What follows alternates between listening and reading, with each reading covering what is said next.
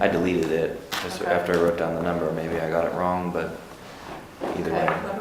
I don't know if once I forwarded Yep. it, if I still have it on my phone or not. It was just, it wasn't there this morning when I came in, left my desk, and then came back, and the message was there. So I was assuming he had just left it today, but I don't think he really even said in his message. Right, well, once the meeting started, I can explain. Okay, it's starting. All right, so the early intervention program is a program that we applied to use through the DCED. Basically, the idea is we sent out proposals to help us with fiscal planning, basically, 5-year trend analysis, multi-year budgeting, etc. And so the idea was to hire a consultant to help with that, and then the DCED would reimburse a portion of what we spent on the consultant. Unfortunately, of the, I don't know, at least a dozen people that we mailed the RFP to, no one responded, with the exception of a couple of calls that we got. The person that called you was not on our list, so I don't know how they got that. That's why I don't have contact information and I can't follow up with them. So again, if you have that voicemail, maybe see if you can hear the number again. Maybe I just wrote it down wrong. I thought he said he heard of it from another county, so I don't know if the commissioners have talked to some other county about what they were thinking of doing or whatever, but No. I'll see if I still have the message. All right. Again, he said he knew the deadline was here and didn't know if it was too late to submit something or not. Yeah, by the time I got the voicemail, it was after 11:05. So we didn't get any applications. I did talk to one company, and I talked to several actually. And basically, the DCED had run around asking everybody to apply, and so all these companies got a lot of applications all at once. And so I guess we just weren't a priority.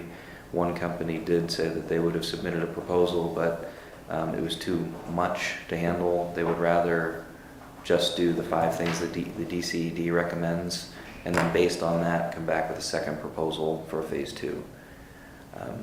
So I think we should do it again, send out the application again, but with the understanding that it would be in the 2017-2018 fiscal year rather than 2016-2017.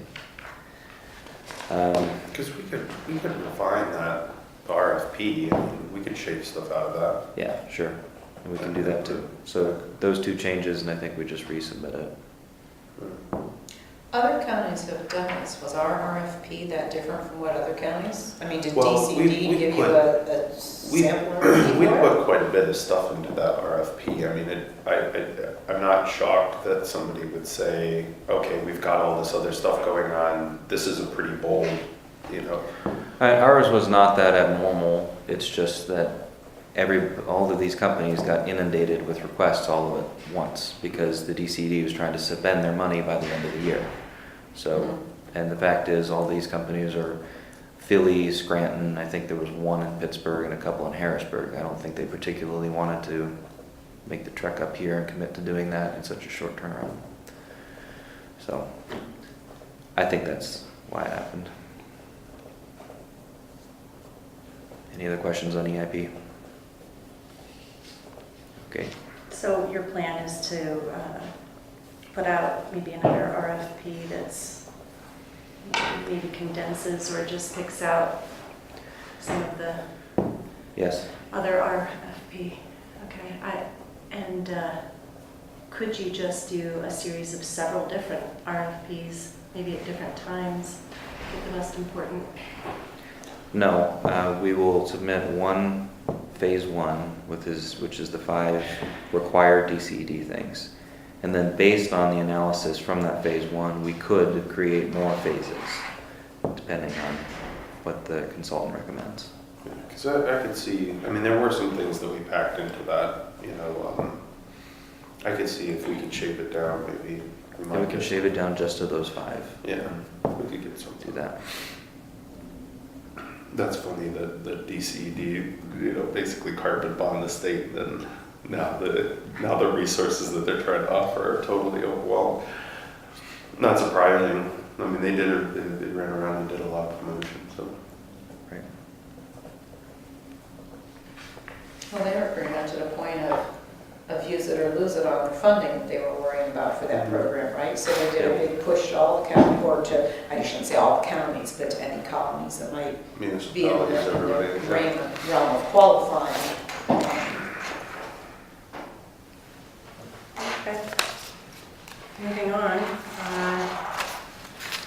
Dan Glotz just sent us all an email giving us an update on the Household Hazardous Electronics event that we held recently at the Warren County Fairgrounds. And 106 households participated. The event was held at the fairgrounds on April 29th, and we collected 14,449 pounds of recyclables. As compared to our October event at Warren Mall last year, where we had 217 households participate for a total of 35,213 pounds of recyclables. So I guess my question would be, did we hit everyone just on that first event, and everyone just wanted to participate, and this is what was the residual because there was a wait list, or did the location affect this somehow? Well, I would say that it's a combination of things. We didn't do as much to promote this one as we did the first one. The first one, we really beat the drum on that, and so I think promotion is part of it. The other part of it is that area the county has a couple locations that do a greater degree of recycling, so it's very possible that that the location too kind of affected it as far as the number of people that were interested in participating. The Warren Mall is right downtown. There's a lot of, it's a population center. So there's a lot of layers to that. I'll be curious. We've got 2 more this year, so we'll see how those pan out. And where are those at? Do you remember? Not off the top of my head. One of them's up at the school. Russell? Maybe we're doing it in Russell. I can't remember off the top of my head because there have been so many discussions about which the different places are. But. The new recycling that you're proposing for the county, would they take that type of material, or is that going to stay as a? Yeah, the whole idea is to take things that aren't, currently being recycled to some degree. It'll also incorporate those elements into it, but really the goal is going to be to have a variety of things that are going to be taken.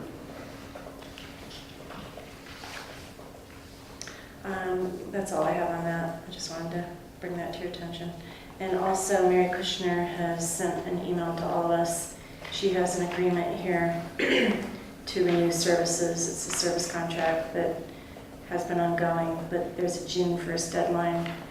So she's asking us to sign this. So I've made copies to get this signed here today. We already approved this in the public meeting. Yes. That's been approved. However, what she sent me was to be a duplicate, and I don't see any commissioners' names. I don't know where was it signed on here, so I'm gonna have to, I'll get back to you on this. I need to email her. But we need to sign this soon, since Pam's not here to get it to her, so we need to get this up to her before June 1st. That's all I have. Today's going to be a short day. I don't have anything I want to talk about. I've got a ton of stuff that I'm trying to get done before next week, so. I don't know if we should bring to the attention of the public that there will not be a June judicial sale this year, that it's going to be moved to September, just so everyone's made aware. Mm-hmm.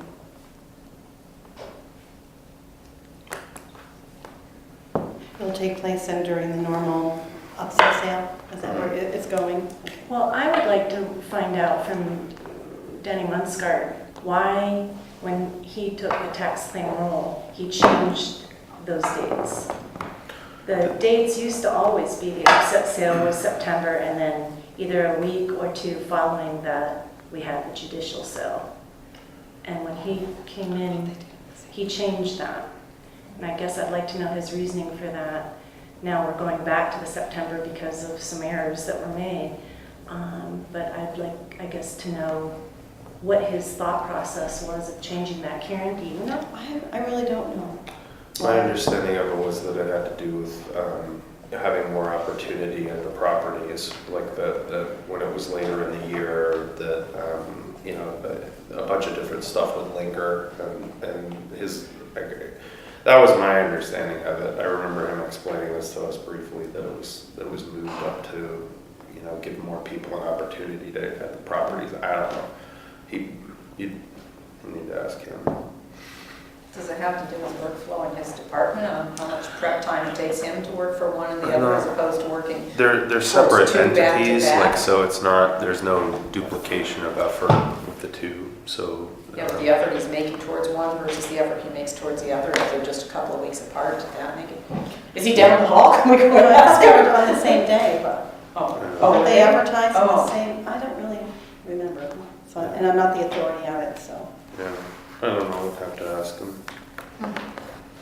But my real concern here is that, you know, we've spent a lot of money preparing for this sale, and, you know, now there's not going to be a sale in June. We're putting it off to September. I don't know if we're going to have to spend those same dollars to re-advertise this, to send the mailings out. So my goal here is to find out what went wrong and to correct it so this doesn't happen again. You see all the advertisements with the state giving a possibility of a decrease in back taxes if people get them paid. Has the Right. county looked at doing that for property taxes? I did just read something about that, Ed. Yeah, they had it on television. It wasn't amnesty for the taxes, but it was amnesty where they were cutting down penalty and interest on it.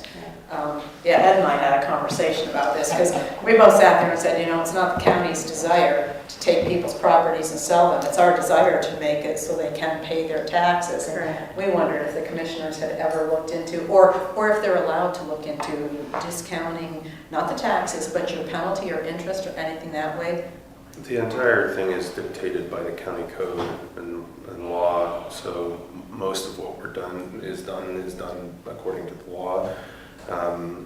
You know, and within that realm, there's opportunities for people to make agreements with the tax claim director to work out, you know, every opportunity Yeah. they possibly can to pay. So, I mean, there's a lot of leeway given to people who owe back taxes. I mean, and you have arguments on both sides of the coin, okay? On the flip side of it, you have people that are paying their taxes on a regular basis that are saying, well, why don't you go after the people that never pay their taxes? Understand. And why does it take 3 years? And why, you know, like, and you'll get people who will accuse us of like giving them too much leeway when we're just doing what is required by law. So, so I could see arguments on both sides of that.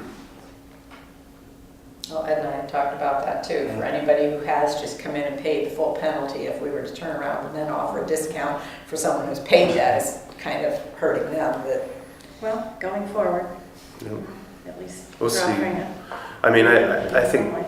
a lot of this stuff is the state legislature's way of tap dancing around the like legitimate problems that we have in the state with property tax and everything else. I mean, is to try to figure out little things that we can do to like kind of put a Band-Aid on the situation.